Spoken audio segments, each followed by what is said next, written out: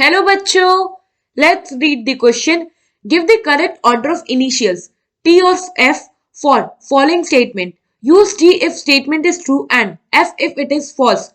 First, sulfide iron react with Na2 in bracket FeCN whole 5 NO to form a purple colored compound Na4 in bracket FeCN whole 5 NOS bracket close. In the reaction, the oxidation state of iron changes. Second, platinum 4 compounds are relatively more stable than nickel 4 compounds.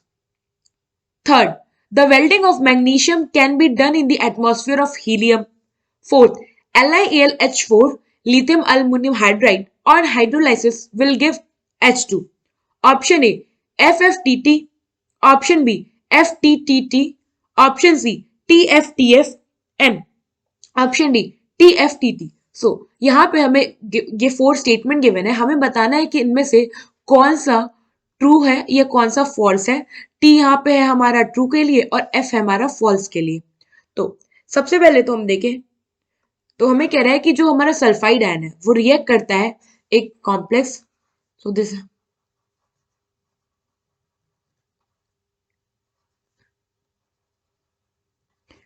ये react किया है complex which is Na2 in bracket Fe whole CN6NO. तो ये जब sulphide ion इस complex के साथ react करता है तो जो हमें प्रोडक्ट मिलता है वो होता है हमारा Na4 in bracket FeCN5 NaOS and bracket close. Now ये जो हमें कॉम्प्लेक्स मिला है ना ये पर्पल कलर का होता है. अगर आप स्टेटमेंट देखोगे तो यहां तक तो हमारा स्टेटमेंट करेक्ट है कि हाँ रिएक्शन सही है, बट इसमें कह रहा है कि ऑक्सीडेशन स्टेट आयरन का चेंज होता है, तो ये गलत है. यहाँ पे जो आयरन है उसका ऑक्सीडेशन स्टेट नहीं चेंज होता है. इसका मतलब है कि जो हमारा फर्स्ट वाला स्टेटमेंट है वो होगा हमारा फॉल्स. नाउ सेकेंड में क्या कह रहा है कि जो प्लेटिनम 4 कंपाउंड है यानी कि प्लेटिनम जो अपने +4 ऑक्सीडेशन स्टेट की बात कर रहा है और निकल +4 में है, कंपेयर करें तो कह रहा है कि प्लेटिनम +4 वाला ज्यादा रिलेटिवली स्टेबल है एज कंपेयर विद N4. तो होता ये है कि अगर हम सम देखें फर्स्ट 4 आयोनाइजेशन एनर्जी का, आयोनाइजेशन एंथैल्पी का, यहाँ पे एनर्जी कह लो. सो ionisation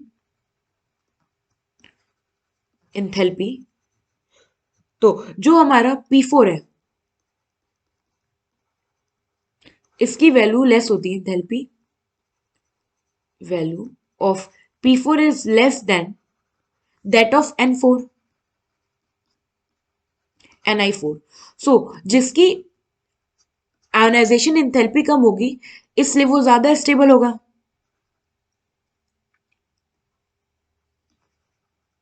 Thus, P4 is more stable.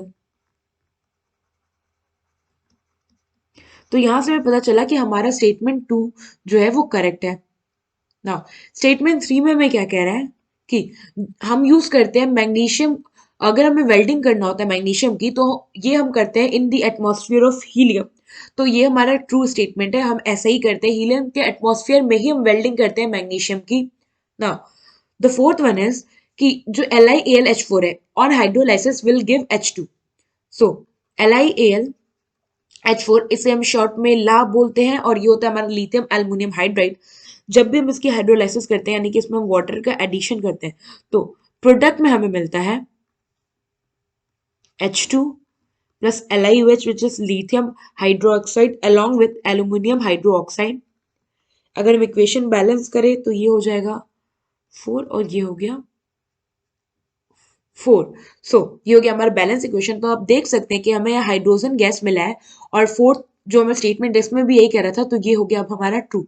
Now अगर हम ऑप्शन देखें तो फर्स्ट वाला फॉल्स है एंड एक चीज में कलर कर दूं ये भी ट्रू होगा, हमारा सेकंड वाला ट्रू था क्योंकि प्लेटिनम ज्यादा स्टेबल था. नाउ अगर हम देखें तो फर्स्ट वाला हमारा फॉल्स है, बाकी तीनों हमारे ट्रू है. तो ऐसा हमें मिल रहा है ऑप्शन बी में, तो ये हमारा ऑप्शन बी करेक्ट होगा. आई होप आपको एक क्वेश्चन समझ में आया होगा. Thank you.